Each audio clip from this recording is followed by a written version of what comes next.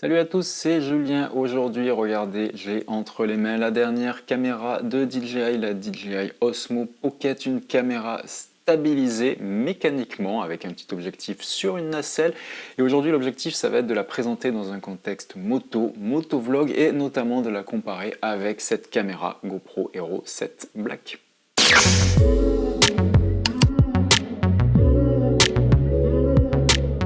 Alors l'Osmo Pocket, c'est une nouvelle déclinaison de la gamme Osmo. DJI avait déjà sorti l'Osmo Plus, l'Osmo Pro, c'était des caméras stabilisées mécaniquement, plutôt pour le monde professionnel, autour de 600, 700, 800 euros.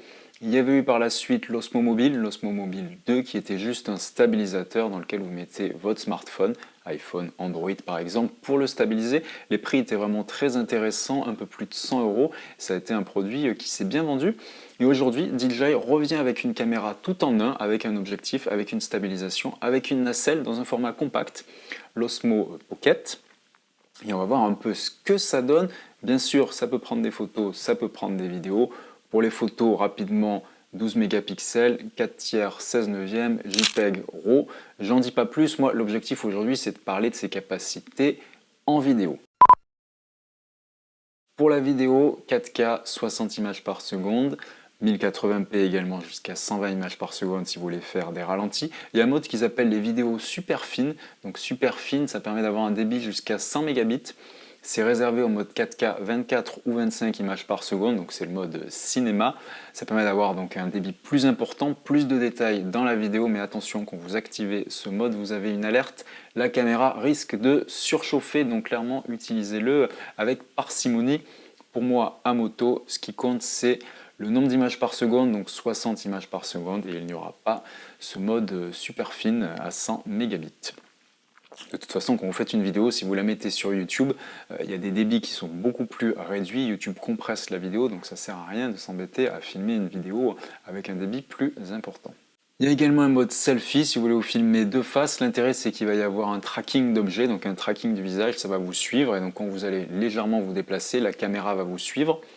Il y avait un petit problème d'autofocus quand la caméra est sortie, que les influenceurs l'ont eu avant la sortie justement. Ça vient d'être corrigé et c'est ce qui explique un petit peu le décalage de sortie de la caméra, car ça fait un mois peut-être que vous en entendez parler, mais elle arrive uniquement en boutique sur internet pour la fin décembre, à quelques jours de Noël, et en boutique physique d'ailleurs, elle sera disponible qu'à partir de janvier 2019. Alors on va allumer la caméra pour poursuivre la discussion. Regardez, il y a une petite cinématique très intéressante. Voilà, la caméra est allumée, la caméra pointe vers l'avant. Et si je retourne, vous voyez, il y a un écran, un tout petit écran qui permet d'avoir finalement le retour visuel. Et quand vous êtes en mode selfie, notamment, j'appuie 3 fois, hop, la caméra tourne, elle est sur moi. Et ça permet justement de cibler mon visage. Clairement l'écran c'est du gadget, il est tactile mais il est tellement petit que c'est très difficile de l'utiliser. Quand j'ai lancé la caméra la première fois, il y avait le choix de la langue. J'ai voulu mettre le français, malheureusement j'ai cliqué sur le chinois. Donc c'était pas très intéressant. J'ai dû regarder sur internet comment aller dans les menus pour changer la langue. Donc clairement l'écran tactile, c'est pas la force de cette caméra. D'ailleurs, c'est même pas mis en avant sur le site internet, car ce qui est mis en avant, regardez ce petit appendice ici, c'est un port Lightning. Il y a aussi une option pour changer l'embout et mettre un port USB-C, c'est pour pouvoir connecter votre smartphone. Et finalement, l'écran de la caméra, ça sera votre smartphone. Vous mettez le smartphone, vous pouvez contrôler une sorte de joystick virtuel sur votre écran du smartphone, et vous avez également tous les réglages. Donc ça sera un mode d'utilisation qui bien sûr à moto, puisqu'on est sur une chaîne moto, ne sera pas le mode usage normal. Je ne vais pas mettre le smartphone sur le côté de la moto. Si on continue au niveau des caractéristiques techniques, cette Osmo Pocket c'est 116 grammes, il faut savoir qu'une GoPro c'est 118 grammes, donc on est sur un poids équivalent. C'est pas forcément si léger que ça, quand vous l'avez en main, vous la sentez quand même bien. Au niveau de l'autonomie, DJI annonce 2 heures en 4K, 2h20 en Full HD. Pour la recharge, il y a une charge rapide. En 1 heure, vous pouvez charger 90% de la batterie et 1h30 pour charger la totalité. Mais pour ça, il faudra avoir un superchargeur en USB-C qui n'est pas fourni. Vous pouvez l'acheter à part. DJI n'en vend pas, mais vous pouvez très bien utiliser celui-ci, le superchargeur GoPro. Quelle ironie! Et j'ai envie de continuer sur les caractéristiques finalement que cette caméra n'a pas. Cette caméra n'est pas étanche, il n'y a pas d'indice de protection IP67, IP68 par exemple, c'est-à-dire que la caméra ne peut pas aller dans l'eau, mais également elle n'est pas résistante à la poussière. Si vous l'utilisez à la plage par exemple, je vous le déconseille très fortement car notamment l'emplacement pour la carte micro SD, d'ailleurs c'est une micro SD qui peut aller jusqu'à 256 Go, il est juste ici sur le côté, le port USB-C il est en dessous, il n'y a aucune protection. Également la batterie est fixe, on ne peut pas l'enlever. Alors pour un appareil qui est étanche, on pourrait accepter une batterie fixe, même si une GoPro c'est étanche et il y a une batterie amovible, il y a un tiroir qui assure l'étanchéité. Ici, pas d'étanchéité et pas de batterie amovible, c'est une petite déception. Alors DJI vend un accessoire si vous voulez faire des prises de vue sous l'eau, c'est une sorte de scaphandre qui va protéger la caméra, mais ça vaut quand même une soixantaine d'euros à rajouter en plus, et finalement pas que pour filmer sous l'eau, pour protéger la caméra, c'est finalement un accessoire qui pourrait être utile. Et si on continue sur les fonctionnalités manquantes, il y a par exemple les connexions sans fil, Wi-Fi, Bluetooth, cette caméra n'a pas de connexion sans fil, il faut acheter un module supplémentaire qui se greffe sous la caméra. Alors certes, vous pouvez faire une connexion directe avec un smartphone, mais si vous voulez déporter le smartphone et faire une connexion sans fil, il faudra là encore rajouter un accessoire, une GoPro. Ça intègre de base du Bluetooth et du Wi-Fi. Ça intègre aussi des fonctionnalités de live streaming sur YouTube, sur Facebook, pour pouvoir diffuser en direct ce que vous êtes en train de filmer, ce que ne propose pas cette Osmo Pocket. Également, il n'est pas possible de brancher un micro additionnel, un micro externe. Pour ça, il faudra acheter un accessoire en USB-C dédié pour cette caméra. Donc là, pour le coup, même combat. La GoPro, c'est pareil. GoPro vendait 60 € un adaptateur micro. DJI va également commercialiser, et je parle au futur car il n'est pas disponible, un adaptateur pour pouvoir brancher un micro externe. De base, il y a un micro qui est en façade. Comme la caméra n'est pas étanche, effectivement, le son est de plutôt bonne qualité, contrairement à une GoPro qui, du fait de l'étanchéité, a dû protéger le micro et propose un son assez étouffé et qui n'est pas forcément d'une très bonne qualité. Également, sur cette Osmo Pocket, on va pouvoir mettre un filtre ND. Alors le filtre ND, regardez ma dernière vidéo si vous ne savez pas ce que c'est, et il se trouve que toute l'armature autour de l'objectif est aimantée, donc le filtre ND va pouvoir se positionner par aimantation sur le devant de l'objectif, donc plutôt bon point. Là encore, comme tous les accessoires, aucun n'est disponible au lancement en décembre 2018, ils vont arriver à partir de janvier 2019. Et finalement, l'accessoire qui manque à cette caméra et qui pour moi aurait dû être vendu dans la boîte quand vous l'achetez, c'est une fixation. Aujourd'hui, la seule fixation possible quand vous achetez cette caméra, c'est votre main. Vous le tenez à la main, éventuellement vous le connectez à un smartphone et vous tenez le smartphone avec la main, mais si vous voulez le positionner sur un objet, et notamment pour moi, sur la moto, sur le pilote, sur le casque, il vous faut une fixation GoPro. Alors oui, DJI va commercialiser une fixation. Là encore, elle n'est pas disponible. Mais j'ai réussi à bricoler quelques petites choses, et notamment quand vous achetez une ventouse GoPro et une ventouse officielle GoPro, vous avez une petite pièce en plastique comme ceci. Et si vous regardez bien, la largeur correspond exactement à la largeur de l'Osmo Pocket, ce qui fait que cet embout, vous pouvez le prendre et vous pouvez le mettre pour fixer la caméra. Alors effectivement, à la base, à l'arrière, vous avez une fixation GoPro de type femelle, c'est-à-dire avec 3 dents. Normalement, il faudrait que ça soit une fixation mâle avec uniquement 2 dents. Pour le coup, j'ai coupé la 3e dent, ce qui me fait une fixation GoPro. Par sécurité, parce que ça ne prend que l'arrière, alors que le futur adaptateur GoPro proposé par DJI encadrera complètement la caméra. Vous avez aussi ce genre de choses, ce petit élastique qui est fourni quand vous achetez des kits de fixation GoPro, que vous pouvez faire passer comme ceci et revenir hop, autour, vous serrez.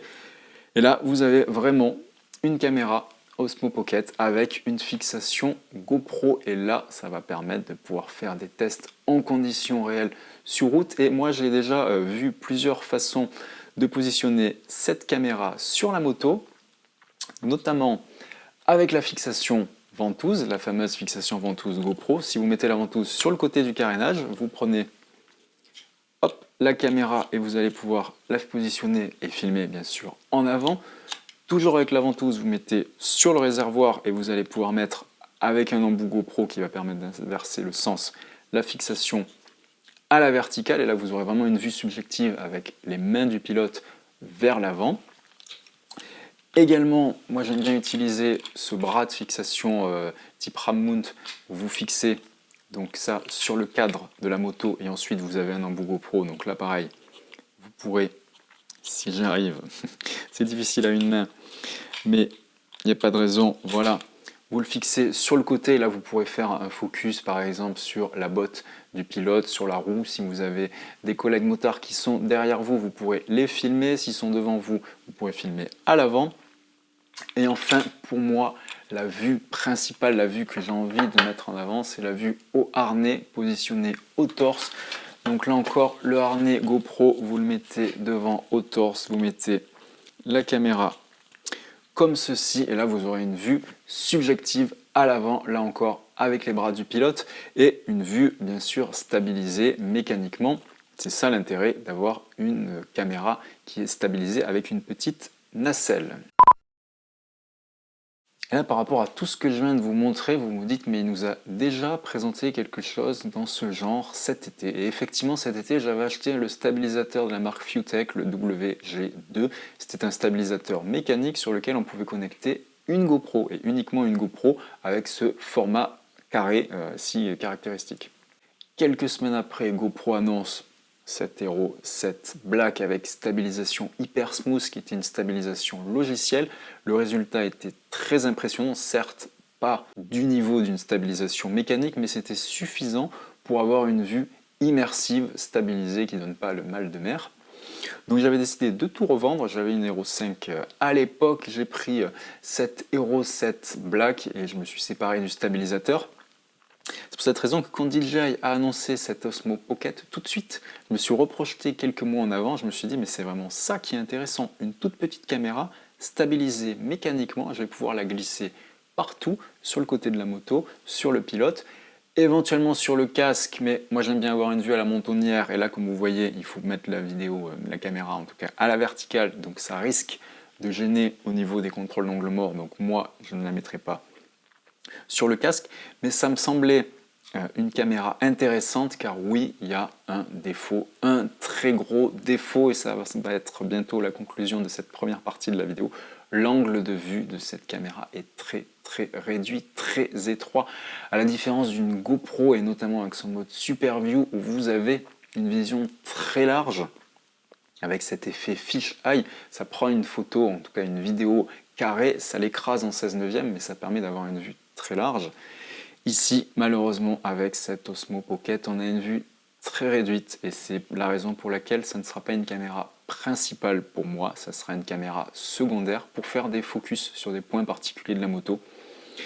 La jante avant, la botte du pilote, l'immersion, le réservoir, pour faire des coupures avec cette vue principale qui restera au casque avec la GoPro. Un dernier mot, le prix. Osmo Pocket, 359 €, prix de lancement. Pour ce prix-là, vous avez la caméra, le câble USB-C et une petite housse, si je la retrouve ici, une petite housse de transport qui était nécessaire, car finalement c'est assez fragile, cette petite nacelle.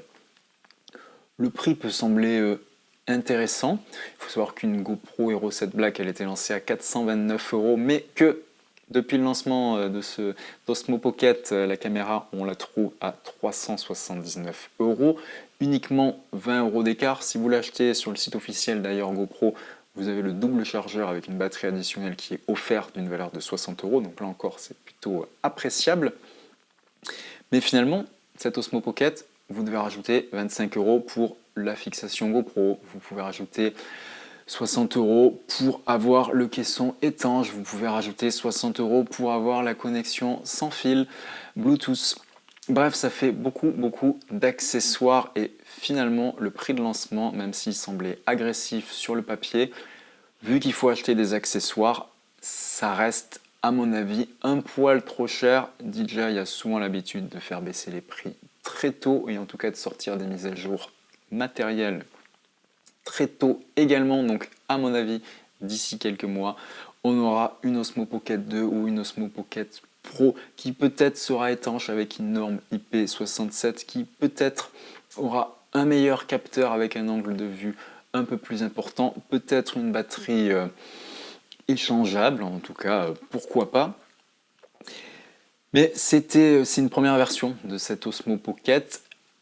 Elle est intéressante, moi je me projette beaucoup avec, mais il y a quand même un certain nombre de défauts et je ne suis pas sûr que investir tout de suite dans cette caméra, ça soit très pertinent pour ma part. Vous l'avez vu, j'ai craqué, j'ai acheté cette caméra, je ne suis pas sponsorisé, on ne me l'a pas donné, on ne me l'a pas prêté.